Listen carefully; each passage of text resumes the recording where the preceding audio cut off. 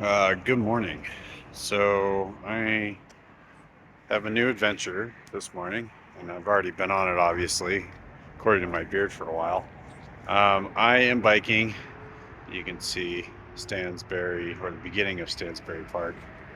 I'm biking to Wendover in one day in November, at the end of November. As you can see, it's extremely cold, especially this morning. Beautiful sunrise. However, it is going to be a long day. Anticipate it's going to be around 12, 13 hour ride in one go. It might be harder than some other routes that are in Utah just because of the sheer distance. It's about 100 and almost 40 miles from Salt Lake, or where I live, from Salt Lake to Wendover. I didn't film this morning mainly because, well, it is cold and dark, really cold and dark, and I couldn't really film anything, so it wasn't really worth it. The first part that I did was to bypass the airport because the bike path is closed until like 7, which doesn't do me any good when it's already almost 7 o'clock waiting for McDonald's to open. It's already 7 o'clock, and I'm already here, so I wasn't going to wait around for that. Then it's a back road until you get to State Park or Saltaire, and then you go on the highway from there, which really sucks. I hate it. Um, Anyways, I'm talking to myself in the parking lot. Um, I'm going to go directly into uh, Stansbury Park to Benson Gristmill. And then we're going to pass that and go to Grantsville. And from Grantsville, it gets kind of sparse, and then the road turns into rough road, and then the rough road turns into trail, and it's trail for many, many, many miles, and dirt road uh, from then on out. So more to come. I'm out here in the freezing cold. Hold on a second, I'm trying to get my glove on. The desert somehow is becoming a really hostile environment again. That's the way it is, I guess.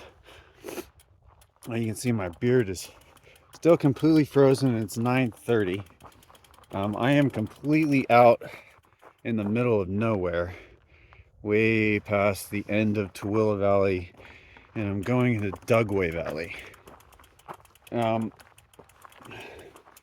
It is probably somehow 10 degrees cooler out here due to probably inversion.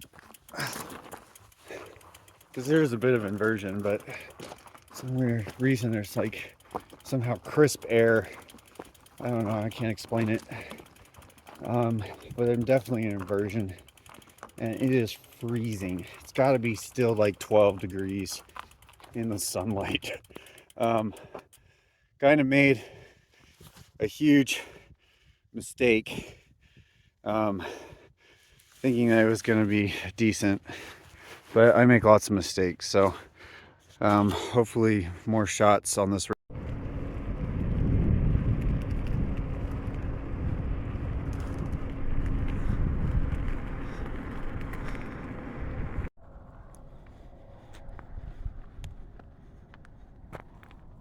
The half-century mark, and to go along with making it a fun half-century mark, you go on that road that you can see on the horizon, and you follow that road all the way to the base of this really big climb, and then I believe it's like 200, 300 feet, and then down, of course, into Dugway Valley.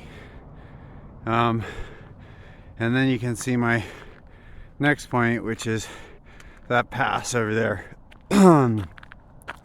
So I'm doing pretty well, pretty tired, because this is like right here at 50 miles, which is really pretty, but right here at 50 miles is where it just, oh man, it just goes straight up. So the bike's doing good, I'm doing good. I'm just gonna try to go and pedal through the next valley, just try to get through that one, and then I got another one after that pass, which is the highest point of the entire journey, is that one right over there. That's Cedar Mountains right there, so that pass. And then go across to kind of the foothills of the Cedar Mountains, and then it drops down into the Great Salt Lake Desert, which is gnarly because then it's another 50 miles, I believe, from there. So you can see where I started from. That's Stansbury, and then beyond that, Salt Lake. So I crossed Salt Lake Valley. I just got through Tooele Valley, which is a huge valley, and it deviates off the highway significantly to take the road, go through Grantsville on 139. Then you pop up here, and you've made it 50 miles, almost clear across both valleys, so not bad. The best thing to do, and I've said that before, is going to Saltaire on the road and then veering off onto the highway and following that. And you can jump the barrier way late going into this past the state park. You don't even go into the state park. And then take the highway. One scary spot is the exit, so just be mindful of that.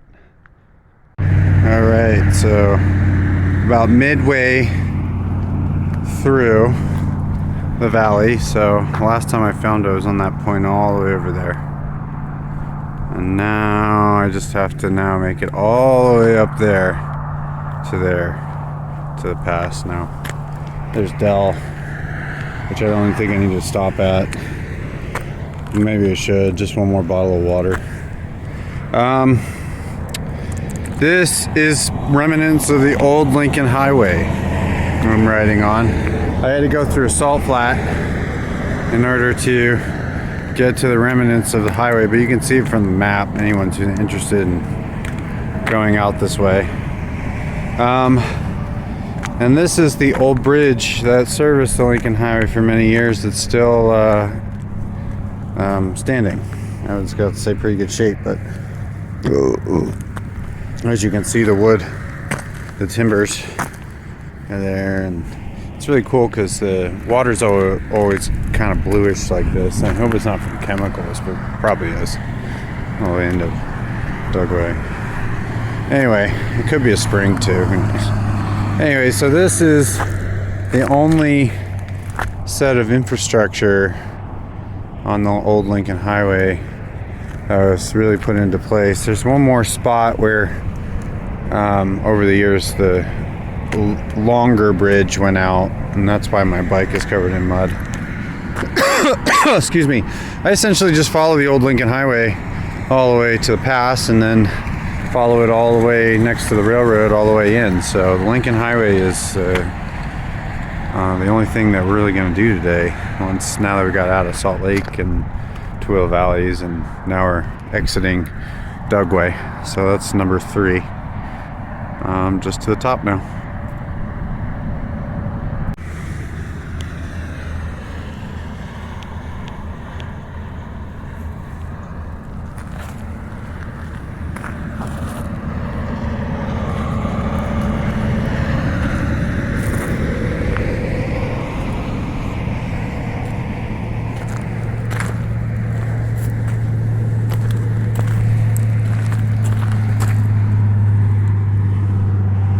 We are at the top of the Cedar Mountain Pass. Thank God. We went and went and went and I went, and it never ended. The road from Dell to the top is pretty good for a mountain bike road. But if you had, not big tires, but if you had skinny tires, imagine that would be a pain in the fucking ass, and I wouldn't want to do it. I'm sure people have. I saw a guy with like 2.0s, but I don't think anyone's going to go below that. Anyway, so I'm sitting in a ditch because there's no wind, and I went to go chill on the flat spot, but that's a no-no because there's broken glass. Someone likes to shoot bottles. Shame. Anyway, so Cedar Mountains area is obviously like zero trees and zero anything except for like bushels and bushels of sagebrush. And that's about it. There's grass and insects that bite you when you sit down. Everywhere you sit down, you have to be mindful of different insects and spiders when you ever take a seat, because you never know what you're gonna pick up. Anyway, so the next piece of this is hopefully a little easier. That's my hope. It's 12 o'clock now. The sun is doing great. It's supposed to shift the wind, get really, really cold, which is strange. It doesn't make any sense to me. I looked on 2 different weather sites, and one weather site said, the Weather Channel gave a little bit more fair estimate than Google's weather site did. Anyway, so it's gonna be a high of 33, which is great because I'm gonna go lower, and we'll get out down all the way down to Wendover. To the salt flats we go. Next area I'll probably film is the Knowles area, and that's probably really busy today. So hopefully we don't have to deal with too many people buzzing us. But I'll try to film it. Alright, so this is the way to the old Lincoln Highway that follows around the highway down. And that is the alt way of getting there, which is like significantly longer, as you can see. So I always choose to go this way, follow the highway. There's some undulations and stuff, but other than that, it's pretty easy. And it turns back into road right away after this, so not that bad. So it is 1 o'clock, and officially I've gone all day with ice in my beard, which is, fine. I just didn't want to come out. Anyway, hopefully it melts out now. It'd be nice. So I'm at Grassy Mountain Pass, and now it basically is these little undulations that aren't quite as high as the last two, the Cedar Mountain Pass and Grassy Mountain Pass. The last one that I have is Knowles area, and I don't know if you can see it behind me, but there's Knowles area like directly behind. And there's one more exit they pass, and it turns in, hopefully, I think, road here soon. I'm like pretty tired. It was supposed to be road back there. They took the road out. Partly the reason why I won't go that way, but I mean, it's still better than the trail that I would have to take if I went the other way. So I'm going to chalk it up to being like pretty cool that I have that opportunity.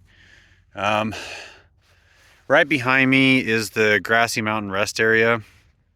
When I travel, when I have, not doing it one day, but when I'm traveling, long distance with a tent and stuff, I usually jump the barrier and get water or something here, if I need it. Sometimes Dell may be closed, or I don't know. There's a whole slew of issues sometimes. And this is kind of the last water stop through the salt flats. So this is it. I mean, there's nothing beyond Grassy Mountain for the next almost 60 miles.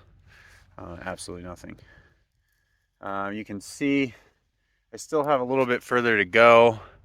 I'm working on it just slowly, just trying to move my legs and try to enjoy myself and not get too wet because it is like 12 degrees, 15 degrees out here. So it's just a really cool day. I'm really glad there's some sun. Even more pressing, I probably should get this done before or really close to sunset. Otherwise, I'm going to be miserable again. So I do have 3 down jackets. I got one on, one tied to my waist, and one in my center bag. I typically like 1 or 2 or 3 down jackets when I'm doing stuff, just in case I'm not going to suffer hypothermia, and that's kind of the most important. I don't put any other layers beyond this. It's kind of my little method where I just wear a t-shirt and it's easy to dry out, like an easy dry t-shirt, and then a hydrophobic base layer downish, like a synthetic, to take most of the water. And then of course I have 2 of the goose down stuff, which is somewhat hydrophobic but not to the degree that this is. So I kind of exercise in the synthetics, and when I stop I tend to put on the jackets. This morning I had to use both jackets though because it was so cold. I didn't really have much of a choice.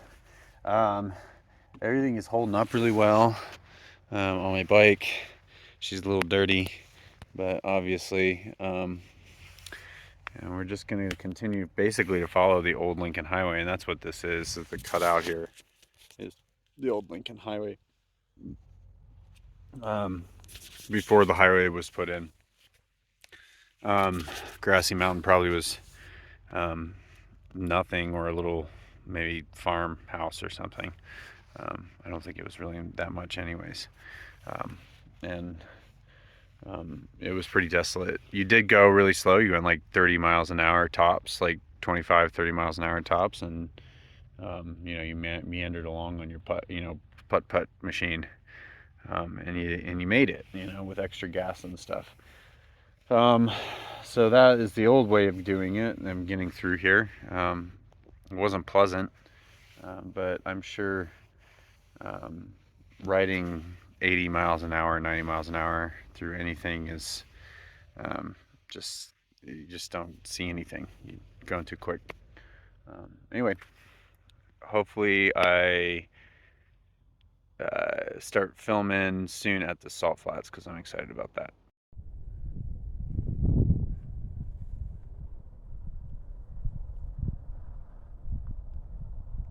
Welcome to Knowles area, known for its knolls. Anyway, I made it to Knowles. That means I'm 100 miles in. So I made it a century. Now it's just surviving this 40 miles. It's flat, but there'll be like headwind, and there's the last of it. Finally got rid of the ice that'll just form later on tonight. Anyway, so the goal is to at least get 20 miles down before like 4 o'clock or something. It's a realistic expectation, and then I'd have 20 more, and I would just hold on for dear life for that as well. So I anticipate being completely out of food and every drink possible by the time I get into Wendover, which means hopefully it works out, and hopefully I'm not feeling wonky. Well, hopefully the sun doesn't set fast and I get there on time.